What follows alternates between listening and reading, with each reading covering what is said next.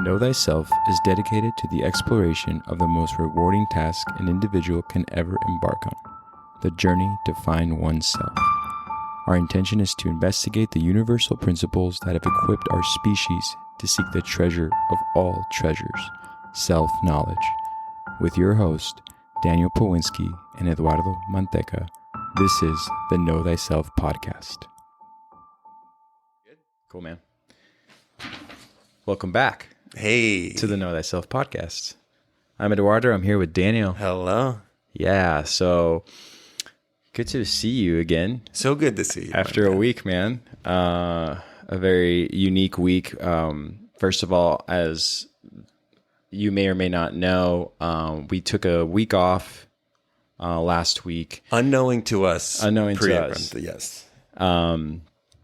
To take care of a lot of things that we're obviously going to discuss about today on the podcast as we open the conversation to many topics with regards to this event that was last week, which was my wedding, and very special event. And although we did have all the podcast equipment with us, a lot of situations were occurring all at once while we were in the moment, and it felt good. It felt really good to be in the moment and to kind of lean into what was most important, that being, love, family, friendship, and, very special. I'm so glad you were not only there, but you were able to officiate the wedding. Oh, it was the greatest honor of my life, man. Yeah. So, but yeah, Daniel and I felt it to be important that before we jump back onto the Genesis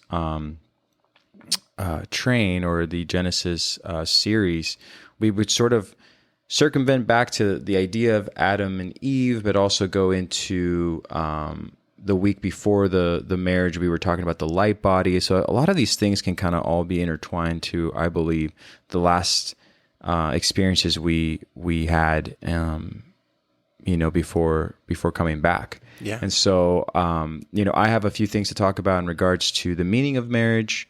I know Daniel and I both have some things to talk about regards to different ideologies and philosophies that have, discussed the idea of this union between two individuals and the importance of the sanctity of that. And so, again, I have a lot of notes here, and one of the things that I wanted to definitely cover today is the significance of marriage.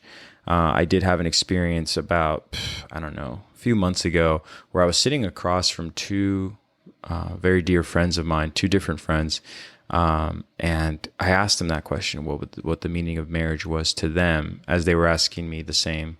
And my answer came right away, but theirs were very convoluted and sort of misplaced, and also there was they were hesitant to answer in a way that I haven't experienced with other things. And I feel like it's fair. I think that the times that we're in right now have kind of skewed us away from, having the clear understanding of what a marriage is and what love really represents. And this contract between two individuals, being a lifelong contract that we embark on, having negative connotations versus positive ones and fruitful outcomes, just based on previous experiences that I think everybody individually has had with witnessing what we consider a modern day marriage. And so, yeah, man, without further ado, let's get right into it. Yeah. Well, you bring up a great point, man, because what we're dealing with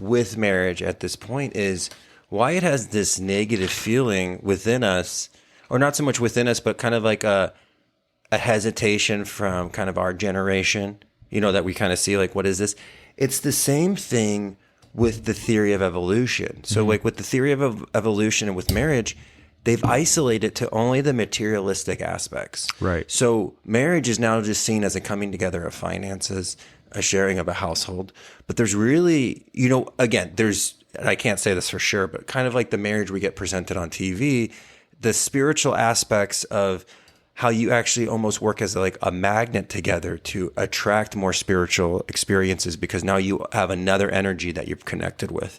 So your experiences range are going to widen.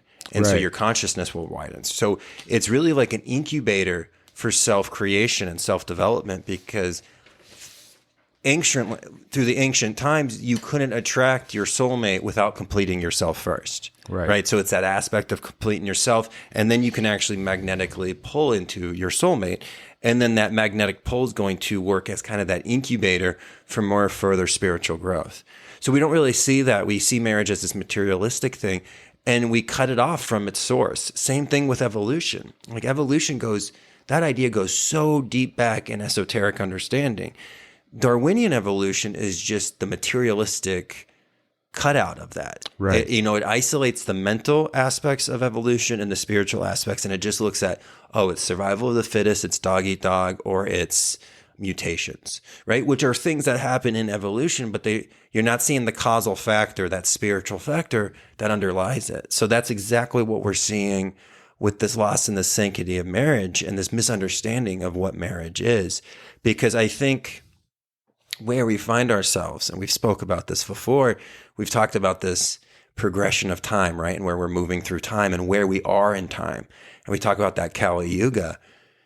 And it's just so funny because in our society today, the young generation kind of see not getting married and staying single as kind of like this rebellion thing or like this independence thing. Mm-hmm. We're actually in a Kali Yuga, when society's falling apart and structure is falling apart, one of the most rebellious things you can do is actually get married and kind of create that soulmate path and make that generation of that new world. Now, I'm not saying everybody needs to get married, right?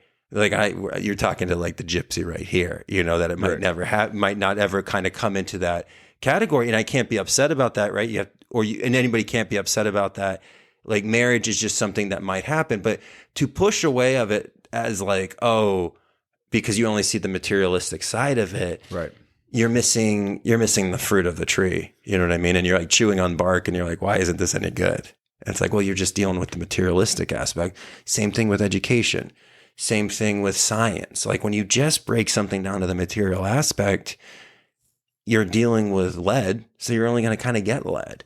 Right. You know what I mean? There's not going to be any gold. There's not going to be any silver there. So I think it's just misinterpretation of what marriage is. And, just the beauty of completing yourself so you can attract your soulmate. And again, when we're talking about marriage, and our listeners know, it's not just between men and women. It could be any sex, right? Like absolutely. It's completely open. We're not really saying anything about like, it's got to be this traditional way, right? Weddings, marriages can happen. But it's just that highest expression of relationship, just like how me and you, it's like a friendship marriage at this point. Because we've been talking, like we were talking when I was reflecting on, doing your wedding and your best man speech. Man, we go back so long, to over 2 decades. Mm-hmm. You know what I mean? So it's like this higher aspect. Like, I think we've talked about this before on the podcast, but even like I meet amazing people today, right? I'm going to meet somebody amazing today and they could become my best friend. But like in my lifetime that's left, I don't really have that ability to create a friendship like I have with you because we went through so many things together, punk rock music, college, traveling, all these varied experiences that have like strengthened that, right? So it's just so interesting when we kind of approach marriage because it really is this beautiful mountaintop perspective of your own development and maybe even the further development of a family and a community. But I just think we kind of isolate it and we get what we get when we do that, right? Yeah, no, I think one of the things that I want to go back to you just mentioned that is, very accurate is it is sort of a rebellion against the structure we find ourselves in right now in society to not engage in that partnership, whether it be a marriage between, a man and a woman or the same sex.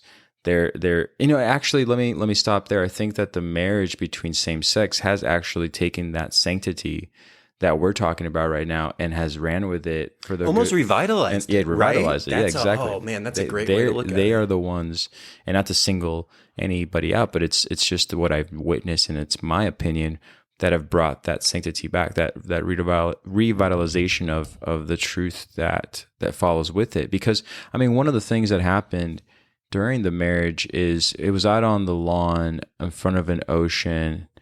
In front of the ocean on a very special day. But while I was very focused on the person that I would be united with for the rest of my time here and beyond.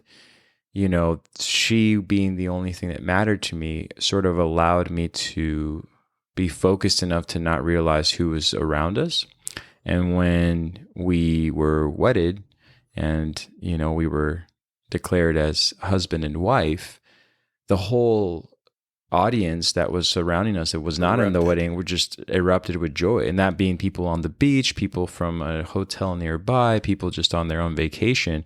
And that was a very special moment that I'll never forget, because I didn't ask for that, nor was I paying attention to it in that moment, since, you know, I was so dialed in.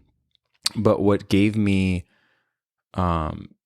just like an impossible way to describe as far as joy goes, feeling, it's just this revitalization that we're talking about in humanity. And I think for those who bear witness to it, they didn't know they needed it, or they were longing for it, you know, especially the moment that we were interacting with people outside of the wedding. They were constantly coming up to us, and you could feel their energy surrender to us as they were realizing not only that we have now surrendered to one another, but also life itself right now needed something like this. And I'm not putting that onto us in a sense of, oh, because of our wedding, your weekend was more magical than ever. But what I mean is like something that we've lost. And a lot of the things you'll hear me talk about today on this podcast will come from lectures in regards to Alan Watts, and also from a couple other readings. But one of the things that Alan Watts talks about in one of his lectures of love and marriage is basically the idea that people used to rejoice in the stability of all things, meaning that, yeah, you have a contract between you and another person, but that wasn't really the important. That was like really the after effect of what was going to happen in the household. But really society itself, and especially if you go back to like ancient times, the village itself was like, okay, this is how this unity will prosper, not just for themselves, but the village itself and the procreation of new generations to come. And we all sort of know that in the back of our mind, but that's the key right there to talk about. It's in the back of everyone's mind. It's not on the forefront anymore. You know, in the forefront, it feels more like the times of the Greeks, where in ancient Greek, it wasn't so much did you find your soulmate and the love of your life, as much as you were like, no, this is going to be stability for society as a hierarchy, and how we can sort of maneuver this playing field through political interest. And I feel like we may not admit that about ourselves right at this moment, but it's exactly what's kind of happened. And that's the rebellion I think you were sort of alluding to. People are like, oh, I'm rebelling against that, which I'm totally for. It's like, okay, rebel against the superficial and unimportant reasons to get married. And again, materialistic. However, because we find ourselves in such dark times, I really feel that the way this unfolded created a beam of light that was bigger than I could have ever imagined, not just within myself, but on the outer world also. And all I ever cared about in a selfish sense is to have that inner light sort of shine bright for the audience that we invited to this wedding, so they could witness that I don't see my partner as a physical body and flesh and bone as much as I see the essence of what is inside of her, as I feel that she sees that inside of me. So it's an ageless love that really has no beginning nor no end. And that's what I really cared for. And that's what I thought was very hurtful when I spoke to those friends I just talked about who said, I just don't really know what marriage means to me. I'm like, yeah, but you're both in romantic relationships. I just think it's interesting. You can't just like blurb out. And I know that's my nature to blurb out what I feel inside, but I feel like it was almost suppressed in their case, you know? And so that's something that, is a shame, but also, I guess, a process. Because even if they have like a stance that's like, oh, I just don't believe in, and this is why. Oh, right. They would have like some kind of thing to argue, you know what I mean? Or not argue, but just like, this is my principles on why I stand for that. And True. That's all you were trying to look for. You weren't trying to say, you have to agree on marriage as I am. Yeah. But to not be able to afford your stance on something shows that there's just been no critical thought put to it, which is just so funny because it is kind of this big component of how society keeps going and the foundation of so many things. So true. You know, so it's just, I think that's what not the uncomfortableness of it is, because it's not an uncomfortable thing, but it's just, that's just the interesting thing. Because it's just like, oh, what is your stance on that? But we also live in a time of like, the first thing you ask somebody when you meet them is, what do you do? Right? We're trapped in this materialistic realm, which is just so silly, because it's just what you kind of panic. You're like, you know, how you doing? And then it's like, hey, what do you do? You know? But really it should be like, do you understand truth? You know what I mean? Like, do you choose love over fear? Those are the questions we should be. And that we would be filtering out people so quickly. Oh my gosh. I love that you said that. I have to tell you something that happened that I didn't express, because it has exactly what you have to say, or what you just said, to do with everything. I was having breakfast with my now wife, and we were hanging out, and there was a couple next to us, and they'd sat down. And one thing I noticed about them is they seemed not just happy genuinely. They had a dog with them, and the dog was kind of like the bridge between almost everyone that approached them, because it was a puppy. It was maybe about 8 months old, and the dog, you know, obviously doesn't care. It's just being 100%. So the couple apologized. The dog at the foot of the table was kind of scooching his way over to us, and he kind of eventually made his way close enough to where it almost looked like it was our dog. And the gentleman next to me and I are just connecting based on the wrinkles in both our faces smile without saying any words. Because I looked at his face and his like cheeks kind of started to curl up, and then mine, because he's like, hey, you know, sorry, the dog kind of like is right at your feet. And he didn't say sorry, nor did I say anything about it. We just had this understanding that like, hey, it's all good, you know? And somehow in the conversation, the waiter said something about congratulations on your marriage. And the couple just like kind of sprung up, and they were like, oh, you guys just got married. And so we had this literal about 15-minute conversation about life, about the way they look at each other. I said that to them. I always notice people. I'm always constantly people watching. And one of the things I noticed that when they were sitting together is they had no uncomfortable silence, but they had plenty of respect for one another to have silence if needed, and just kind of like stare out and enjoy the breeze that actually was happening in that moment. And I said that to them. The guy's like, oh, that's nice to hear. He's like, because we've actually been together 17 years. We've been married 17 years. And he's like, it really feels like it was just yesterday. He's like, so that's nice to you to hear that, because you don't even know how long we've been together. And he's like, I said, no, I really thought you guys were like a new couple, because I don't see, the guy had lost his wedding ring, and he's like actually in the middle of getting a new one made. And so he says, I try to keep my hand hidden, because he's like, I miss, you know, having that. But I said, no, well, I just want to let you know that was the exchange I saw with you. And so to make your point, he takes the conversation from like, oh, we're really breaking boundaries right now and borders. And it really did. It felt like I felt like at any moment he was going to say, oh, this one thing. And I would say, oh, I know the person who does that one thing, or I've known of someone who's done that one thing. And right at that moment, he just, I felt it. He like caught himself being too trustworthy of the conversation. Again, the dog is the bridge here. And he just cut it off by being like, okay, before we continue, he's like, what do you do?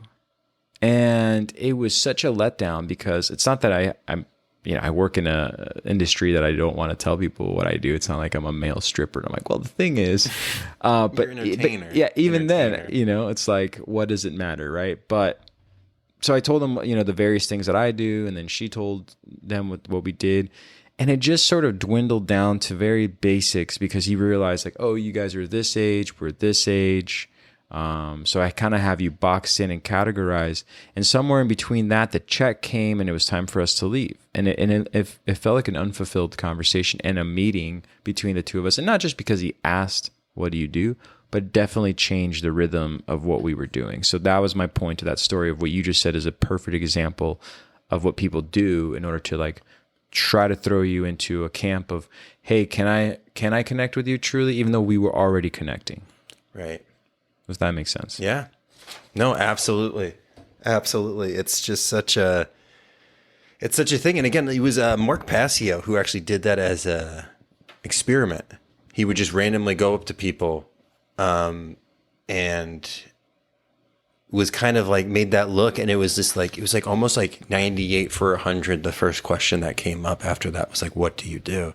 And it's just so telling, because it's just like, because then you kind of like can get people boxed in. You know what I mean? Because like, and like me as myself, especially because I've worn so many different hats before, you know what I mean? Where I've go be like, one year I'm like, oh, a restaurant owner. It was just so funny how different people approached me when I was a restaurant owner than when I was just a bartender, or maybe like a cook, right? Or a teacher. Like they would approach you differently. Like when you were a restaurant owner, they would think all these things, and like, it's so funny because they would like try to talk to you like you're more high class. But when I was a restaurant owner, I had like no money in my bank account ever, right?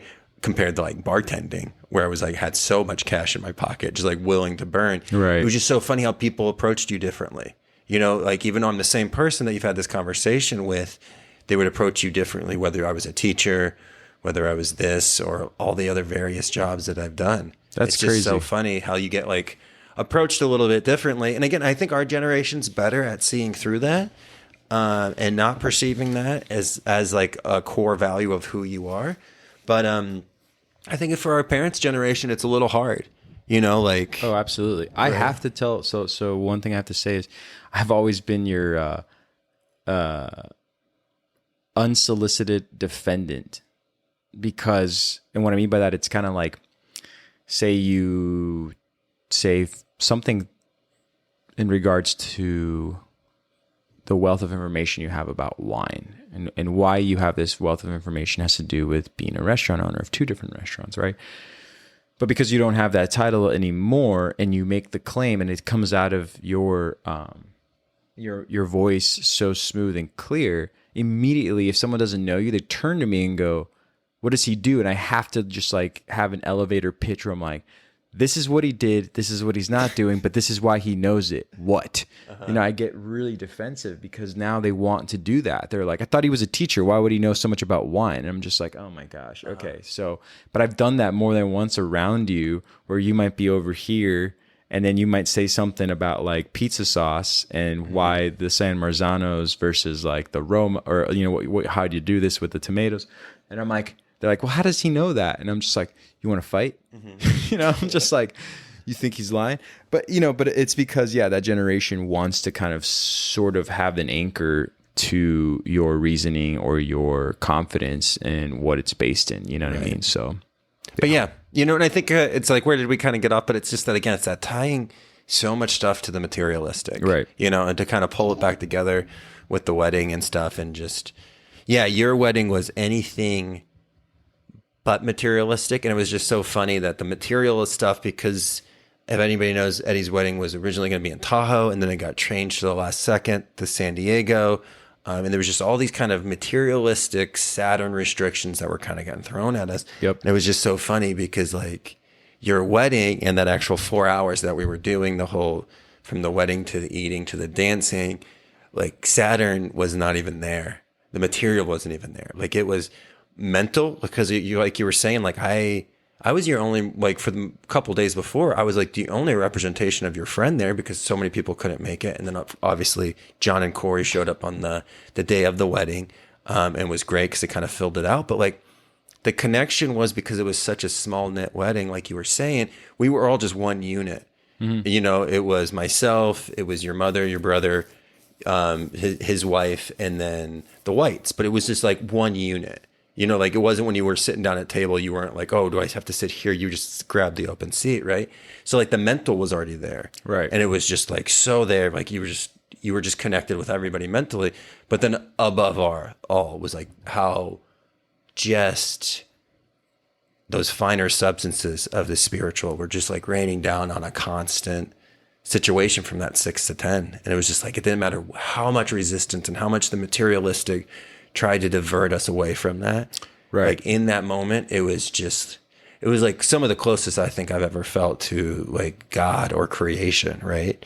It was just, that's awesome, man. It was such a beautiful moment. Right. Yeah. I was so caught up in the moment that, you know, I didn't recognize half the things that maybe other people would have recognized, in a wedding. And that's what we wanted all along. You know, the person that I chose to be, you know, in this partnership with, she and I have only seen darker times together, but we've always prevailed because none of the things that haven't worked out for us have really bogged us down as much as they've tried to. And this wedding was one of those telling examples of that bogging down. This wasn't just the death of a person or, something else that her and I have experienced. This was literally the death of a ton of materialistic attributes that make up a wedding, which we didn't want, but they slowly lended themselves unwilling to us or to wanting for us to have it. They sort of lend themselves based on the way society is structured, whether it's vendors that are all doing their own part, but they all have to be there in order for the thing to work out. I understand that, and I'm not dismissing that by any means. But the fact that it was all undone on its own by a natural disaster, and my heart's go out to everybody in Lake Tahoe that had to go through all that. But that's what I kept telling people. I was like, hey, I just want people to be safe and be okay in Lake Tahoe, because so many people kept coming up to me. And rather than saying like, I'm so sorry about your wedding, they should have just said like, I'm so sorry that all the things that actually don't matter are not happening right now. I would have high-fived that person and like, you get it. Because people wanted to mourn for us the loss of the original wedding. And I was like, you guys got us all wrong. Mm-hmm. You got us completely all wrong. And people would say, oh, you're so cool and calm about what's happening. I'm like, no, they're definitely stressors, but we're not like sitting and sobbing in some kind of state of sorrow for the things that didn't work out, which, again, this conversation between Daniel and I, as personal as it is, I would like to just, invite anyone else who has been through this to open your mind to the fact that, like, pay attention to why you're doing what you're doing. Like, what is it that you really want out of the event you're creating, or the career you're into, or the true, real reason as why you live in truth. And this is when I felt like the universe was really testing not just myself and my love for this partner. And as Alan Watts talks about, Alan Watts says, it's you're falling in love, you're not rising in love, you're not going up. You have to take this risk, you have to take this step forward, mm-hmm. and be okay with the gamble you're taking. And I did that a long time ago with my partner. And so the rest is just frivolous to me. It's like, had this not worked out, the ocean was there as a witness, the sky above me, the ground below me. And so everything that was connected happening all at once. And so when we took our shoes off and decided to just dance shoeless on the lawn, I just felt so light. I literally couldn't remember another time where I was able to move the way I was moving without really even feeling my feet on the ground. To the point where the next day I woke up and I was like, man, I'm a little achy from here and there. I was like, I don't remember doing anything. Mm-hmm. I'm like, oh yeah, I kind of do remember that. We let the music take us away. But just like the positive in all of that event, we also saw a lot of negative. And that's something that I really wanted to touch on with you, is that, there's a lot of things that were very unique in the buildup to this event. But Daniel and I also, especially taking a week off from the podcast unintentionally, so many things occurred. Right. And so, yeah, I mean, you know what I'm saying? Yeah. No, and, I really wanted to, because you brought up that great point about Alan Watts talking about how you fall in love, right? And it's kind of, again, it's like that leap of faith that you're taking with this individual. And, it's such an interesting thing, because when you follow your heart so blindly like you need to do in love, and it's the ultimate commitment, think about how many times that doesn't burn you, but it doesn't end like the fairy tale ending that you first have when you fall in love with somebody, right? Like, that's what's so unique about that marriage, is because it's just like this love that's lasting. But a lot of our love that we go through in these experiences, they could be short-lived. We think they could be forever. Maybe they go 5 or 6 years and it falls out. So there is this like blind dedication that you have to take, right? And that's why you really have to choose somebody you're going to step into a serious relationship with so seriously, because you're like taking this leap of faith that could end negatively. Right. You don't think about that when you approach a relationship, right? No. And like, I have great relationship with all my like ex-partners, right? But it's still, at one point, there's a very painful moment when that breakup's happening, and that it's the complete absence. It's like the vacuum of that first feeling, mm-hmm. So you're right. You don't rise in love. It's more of you fall into love, and then you hope that, you fall with somebody that you can kind of keep growing with. And then I think the marriage, you kind of rise in, and then like over there, you kind of build your foundation, you kind of make your way up. I just love that idea of the falling in love, because that's such an important aspect. But Yeah, man, I think there was definitely some polarity that was presented to us on your wedding. And I'm actually really excited because I have the like the craziest story in the world of what happened to me after the wedding. And kind of exciting because I still haven't mapped out just how far I walked after your wedding. So I'm going to do it on a video on the Patreon. But as I'm like finding it on Google Earth, I'm going to be discovering it together. So I don't know how long the video is going to go, but we're going to like trace the trail because I know I went down to the docks. I know I walked through the airport. I know all this other shenanigans happened. And I remember the stores that I slept in front of the bushes at, like, right, as I went through this journey. But definitely one of the most interesting experiences. So we're definitely I'm going to give the full detail because Go for it, man. And then also on the Patreon, which I'm super excited about, my computer, which is so interesting with everything going on last Friday the 13th, last month, stopped working. And so really big apologies about we were working through the house systems. So we're going to continue that series, and alchemical counseling is going to get started. The classes are going to get started. The raffle's still going. But just a little update from the technology corner. We're back in action on the computer. So we'll be rolling a lot more patron videos and get a lot more stuff back going on there. But yeah, if you're interested in Daniel's shenanigans that happened after the wedding, maybe one of the greatest psychedelic journeys I've ever went on without taking psychedelics, right?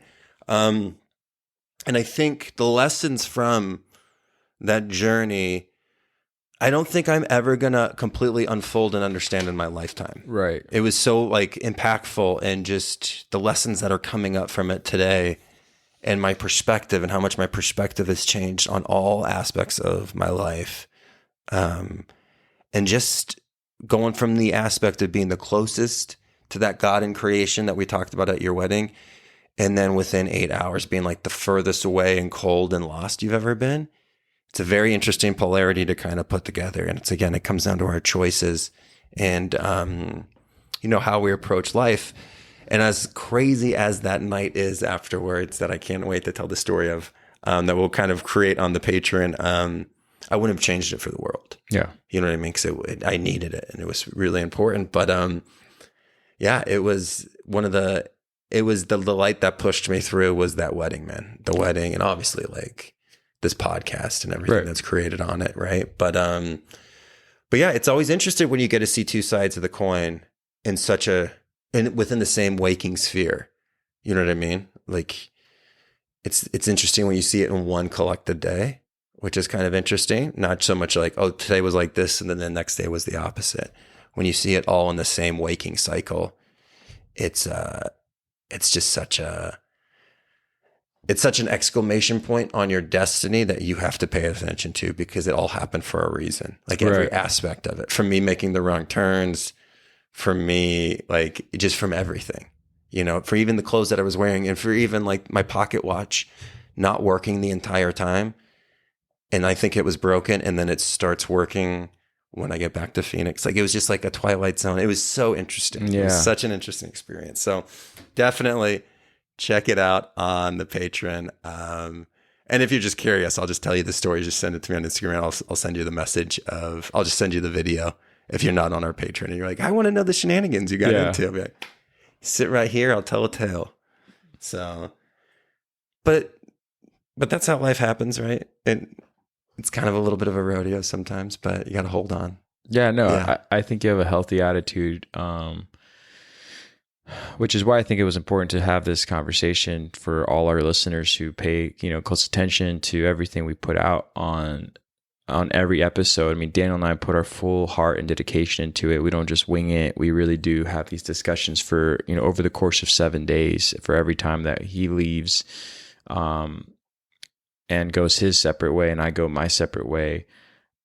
It's almost undescribable how much happens to us, whether it's our experiences with projects that we have regarding to work or family or friends or the societal issues going on out there.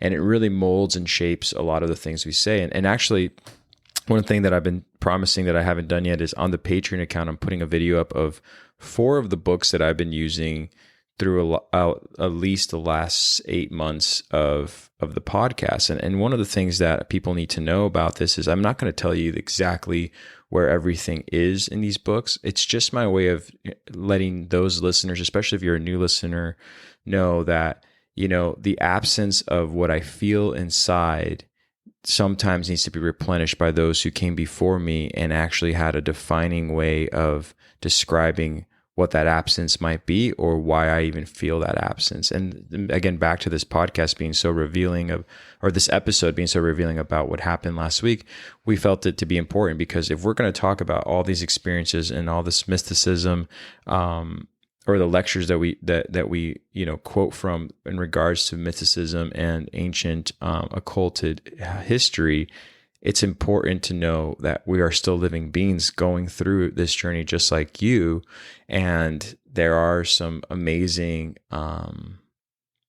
moments that will present themselves, and it's really much harder to navigate through them than to just talk about them, because when they are presented to you, it's heavy, it's really kind of there's a lot of reasons to ask questions like why is this happening? How is this happening? And that's been something, again, that's been going on for me personally in the last, again, maybe year where, I want to dedicate my time to this network, to this podcast. Daniel wants to dedicate his time to this network, this podcast, but at the same time we have to live and we still have to, bring light to those who have less of it, and I consider myself a very fortunate individual. So I don't go away walking into situations saying, man, if I could just be like that person, or man, if I could just get to that point. I don't do that, but I definitely am affected by maybe many of the things that, you and others are. And so, yeah, it was a very interesting last 10 days, having to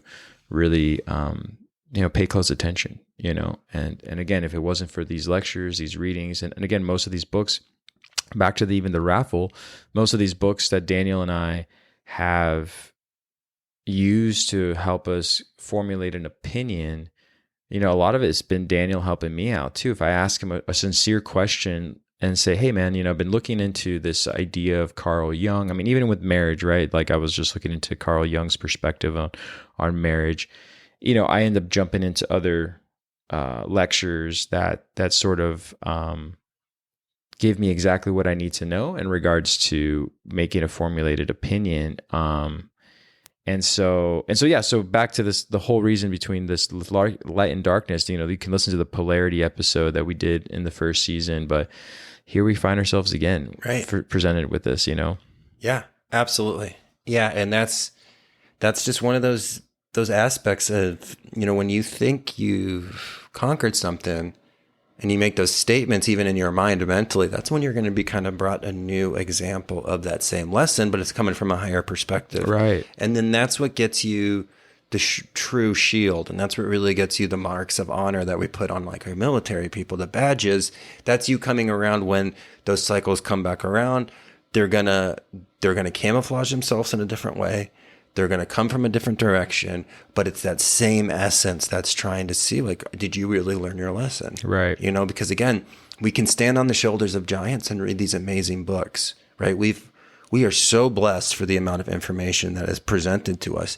But if we don't do anything with that information, it just stays knowledge and it never becomes wisdom. Right. And that's the only difference between the wise man and the fool. The fool knows what's right. It just doesn't matter if the fool does what's right. The wise knows what's right, does what's right. And then through that, it can manifest happiness. And we've talked about that because, again, happiness is an effect. It's not a cause. You can't just say oh, I'm happy, because you can just be lying to yourself, because if you're really not balanced out, if you're really not healthy, spiritually and mentally, you might not really be happy. You might, it might be more of that ignorance is bliss kind of situation. Right. Right. So, yeah, it's just such an interesting thing, with this aspect of the marriage. And we talk about even the alchemical marriage and how that alchemical marriage has to happen internally before we see it in the external. And that's the understanding and the identifying of the overself, or that higher self that's within us, and that further unfoldment of that aspect, right? Kind of making itself true. And how beautiful of that thing it is in an individual's life. So when they are able to attract their external alchemical marriage, right, and they kind of complete that other aspect of themselves, again, you've created gold on the inside. Now you have the opportunity to make gold on the external. And again, there's just such a beauty about, elderly people who are maybe celebrating like their 50 years wedding celebration, right? There's something to that essence, right? Again, there's something beautiful to that cool guy or gal that you meet at like this bar in Australia, and they have like this crazy cool scar, and they're like 72 years old and they look like they're 50 and they've had the craziest life in the world. And they're just like shucking their own oysters at this place. And you're like, they don't even serve oysters here. This is insane. Right. And they're the coolest people. There's something beautiful about that too. Right. But that was them following their destiny, and then some people, like my sister, Natasha, the oldest, like she wanted to be a mother since day one. She was more of like a cuddly mother than my mom was. Like my mom was cool, always there for me, right? Like the coolest lady I've ever met. But my sister was more of like, I think I've mentioned this before, but like, if we were going to like, say Alex's family's out of town and we're like, hey mom, can we go TP Alex's house? Like throw toilet paper at it, right? In the trees. My mom would drive us. Where Natasha would be like, whoa, you can't TP their house or you can't drive them there. You know what I mean? So like, she was meant to be a mother and she loves being a mother. Right. Like it's important for her. And it is a very important, I think that role has lost its significance of how important it actually is. But just the family, like you have this ability when you're in this kind of setup. And again, a family could be, it could be just two good friends that live together and share a life together, right? It doesn't even have to be romantic, but just that structure to build from. And when you find that correct opposite component, you're like a battery, and now you've created a polarity in love. And so what you're doing is you're making that connection and bouncing it back and forth. And between love and fear, it's just the whole aspect of love and truth is what you're bouncing between. So you have an ability to almost work as like an incubator for each other to climb even higher, because you can almost help each other up the high steps, and then the other one pulls you up, where the other one you were kind of climbing by yourself. Right. But when you find your spiritual reflection, you guys work together to kind of get up that mountain, right? And then if you procreate and you have children, you help guide them up that mountain. We don't just, give them a digital babysitter and then send them to school. And then when they come back and, there's no connection and they have no respect, you're like, what happened to my kids? And you're like, oh, there was no love. There was no guidance, right? Because it's just so important how important that family is and structure is. And again, family doesn't have to be your traditional father, mother, two kids family, right? You can find family anywhere, but just that sense of community, because in that sense of community, we see the external reflection and representation of how we are actually eternally all connected. Yeah. Right. So it's making itself manifest so we can actually touch it. Because remember, we are materialistic aspect. We are materialistic kind of beings in this materialistic time, right? We're spiritual beings, but we very much identify the materialistic at this time period in consciousness. And it's so prevalent right now. So when we see these actual physical connections of family and of love, it helps us conceptualize something like how we are all eternally connected, which was just known in the golden age. Like it was just right. And this was just accepted. Like, oh, we are all, Rastafarians, I and I, right? When I look at you, I see I. When you look at me, I see I. It's that deep, that's old wisdom, right? Because that religion is so deep and connected to the African true tribal religions, which again, births so much of what we study today. Mm-hmm. Like that's the one, like esoteric, African ancient spiritual practices and spiritual understanding is something that like we lost so much when we lost that information. There's just so much information there, and like the possible like Lemuria and Atlantis, like there's just so much lost deep information that in the golden age was just known, and that we have to kind of perceive through these like outside lenses. Mm-hmm. And if you're not perceiving it and taking it for the right perspective, you can see your family not as like this connection of you, but almost like, it's a hassle, because you can see it as like a drain of your resources. Like how many times to hear parents or be like, oh, they're an expensive kid, or the kid just being like, oh, I wish my parents would give me more money. And you see this connection as like a materialistic thing, and it's never supposed to be like that. It was never meant to be that way. And when we live through that way, just like materialism, it dissolves. Exactly. Nothing's forever in that realm. And then we get upset when all of our foundations and all of our structures dissolve because we went all on the dark horse. Right. We put all of our money in on that dark horse, and then we get upset when it doesn't give us anything. It doesn't make a full circle right. back.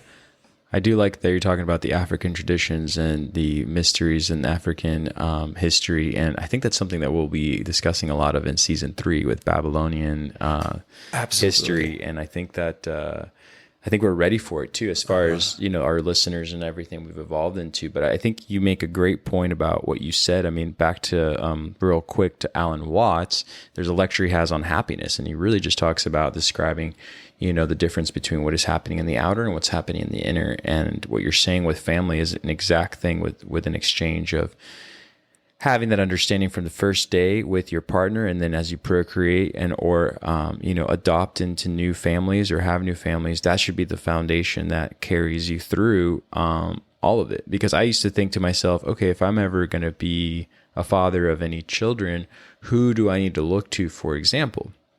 So I'd meet friends of mine who had respect for their own family. They may not say like, well, my mom and my dad, or my dads or my moms are the greatest people I've ever had, but there's always something there when if someone were to question their relationship, they find themselves very clear-minded and saying, no, these people raised me and I love them for it. They may not have done it perfect, but I love them for it.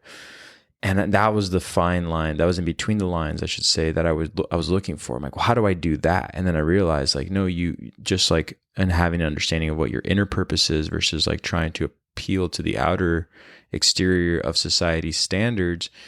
When you really are true and align with truth internally, so will your children. So will the people below you that are younger, not knowing guidance. They'll feel that guidance coming from with you, not from just the word you say externally, and we talk about that with the difference between, religion and spirituality. We've talked about that with other structures, but that's, man, it's very, you got to be very keen on it. You got to really know how to put the work into it in order for it to come out the other end the way you were hoping for, not just expecting it to happen. You can't just be like, oh, I was strict with them, or I denied them this, therefore they appreciated that more. It's like, no, it's very complex, but.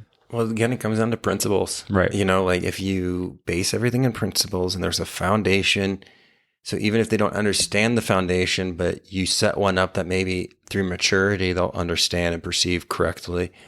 That's what it's all about. It's when the parent doesn't have that foundation and it treats every situation as that occurrence. Mm-hmm. And then the child is so smart and says like, well, why is it that last time this was able to happen and now this time it's not? Or why is it okay for this sibling to do this and not me, because there's not that foundation set?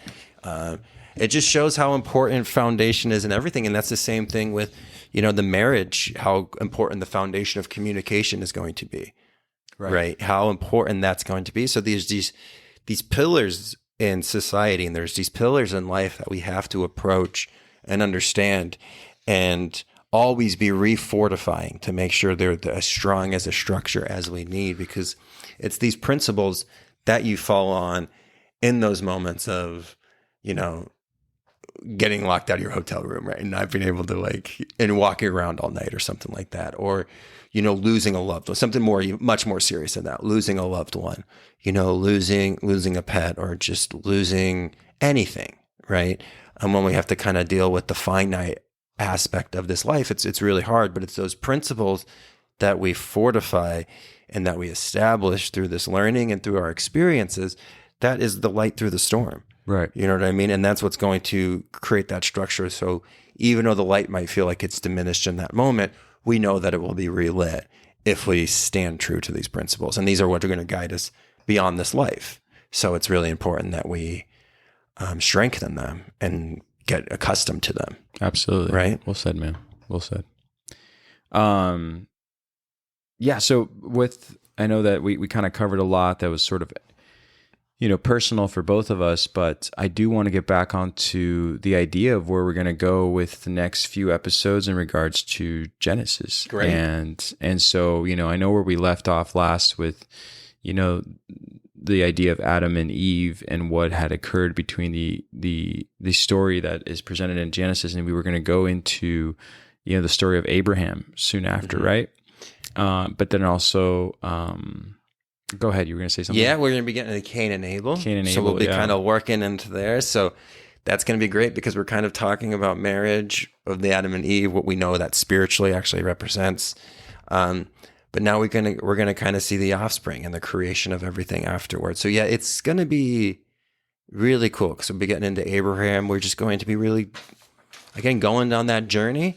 I love that we kind of took the break we did and looked at the Great White Lodge. Yeah. Which was a really great, I really had fun doing that episode and looking at the light body. And it is just so funny how the topics really kind of present themselves to us. Right. Which is so unique and so 100%. Right. Well, everything you just said is the reason I didn't want to go into our agenda, publicly, but I am because what you just said, the way that we have to decipher between these occurrences that happen in life and lean onto those principles. That's literally what the second part of the Bible that we're going to be talking about is going to be encountering, whether it's like with the great flood or again, Isaac, and Abel and the betrayal that occurs in the Bible, and really understanding why those stories are so dark and why they had to be, presented to us in a way that some people till this day are kind of questioning, like, well, why does it have to get so dark? I'm like, you have to know darkness before you know the light. We've talked about that before, but in a way, that's kind of what we're going to be starting to cover in the next few episodes. So I'm really excited because, again, you just said this, we didn't plan it just like this, but it definitely lended itself this way. And I never thought, a personal experience, and with you being there as a witness. I mean, for those who don't know, Daniel wasn't going to be my officiant. So I was super honored that he would officiate our wedding. It's what I really wanted in my mind's eye. So I feel like, and for me, I was just like, the whole time I had a big smile on my face because no one knows me better than you do, but also the way I feel about these principles that we, go on and on about, and what the foundation of this podcast even is just always having this connection between one another and a trust that, it's just like super important to always, to never forget, and so, right. But I never would have known that, that would influence the next few episodes, the next series of studies that we're going to be doing. And I just want to see what happens as it continues to unfold. Oh, I'm so excited. And I feel like you've had this big thing on this plate of the wedding, right? And then, so I feel like what this does is it lends so much new time and energy that's been kind of put there because we wanted to create something that was amazing. And what did you do? You created like the most amazing afternoon ever. We did. Yeah. We did. It was great. Right. But taking that energy of being like, look at how you were able to create something so beautiful. And now taking that energy and being like, well, let's just replant those seeds of what was fruit that bared that day. I think we're doing a great job of like collecting those seeds, replanting it. And the garden that we want to replant is the network, is the podcast. We want to get as much information out there as possible. And so it's just, it's the dawn of some very, very exciting times. Yeah, we have to. And I think that, oppression is always around. And I think that, the dark clouds that people focus on, are really just obscuring the light that's behind them. And I think that, sometimes a little bit of wind goes a long way to push those clouds out of the way and see the light. And I think that, we're just regular people trying to do the best we can as our journey unfolds. And we hope that when you hear these conversations between Daniel and I, you understand more and more about why we take the time and why we hope you can take the time so we can be all together blowing all the clouds out of the way. I love it. You know what I mean? Right. So, anything else you want to talk about? I mean, I know you mentioned about the raffle, which is going to be really exciting.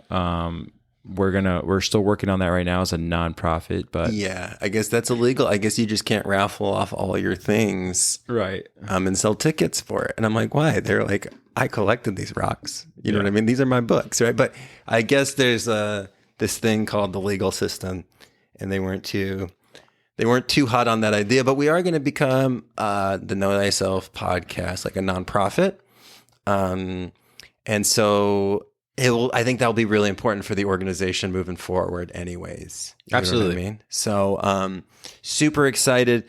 Again, super excited to get reconnected with Patreon. I feel like I was just in the rhythm. And then my computer troubles kind of happened. But we're going to kind of jump off there really quick. We're going to finish up the 12 houses of the Zodiac, and then we'll move on to other new and exciting projects on the Patreon account. So we're really, Eduardo and I are looking forward to, now that we have a little bit more time. Some of his video projects have freed up. We're really trying to get some more digital mediaship up there. And I'm super excited because Eddie's so talented at what he does. Oh, stop. So I think it's going to be, I think it's just going to be the next step that we really want to take. Yeah, absolutely. And calling all sponsors. So we have a lot of people who have reached out, and Dale and I say, no. We're doing this through the heart of good intention and everything else. But Daniel did mention this maybe a few podcasts before, where we'd be connecting with people who want to work with us in sponsorship. So if we've hesitated to talk to you or connect with you, it's for a reason. But just reach out to the Know Thyself Podcast Network, and that way we can kind of make our way into, helping everybody out. And on top of that, there is going to be the alchemical counseling that I'm really excited for Daniel to put out there.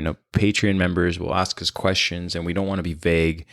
And people on Instagram will ask us questions, and people on all social media platforms will ask us questions, which is why I'm putting that video out on just my perspective on the books that I read, because again, there's no one right answer, but Daniel is going to do an incredible job at taking his time and his knowledge to personally deal and discuss with one individual's, point of view and questions they might have about everything that's been said. And so we encourage you to make a list of questions you might have, maybe 5, 10. I'm not really sure how you want to go about it. I shouldn't be speaking for you in this regard, but I'm excited because I get to ask you all kinds of questions just here. So I'm happy that other people will have their chance at just having an open discussion with you.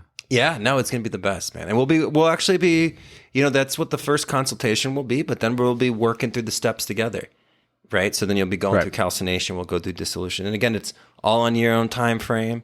When you're ready for the next stage, we'll be talking about what you should be kind of looking for. So we'll kind of guide it in. So you kind of can start to see those indicators come up in your experience, and you'll be like, okay, I should connect about the second, third, fourth session. But yeah, it's going to be great. Super excited to have my technology back to be able to work on that and get that program going. But yeah, guys, you've been so patient with us, but we have some really big, exciting things coming. And yeah, right. We're just so excited. One day at a time, man. One day at a time. Anything else? I don't think so, my guy. Cool. Until next time. Until next time.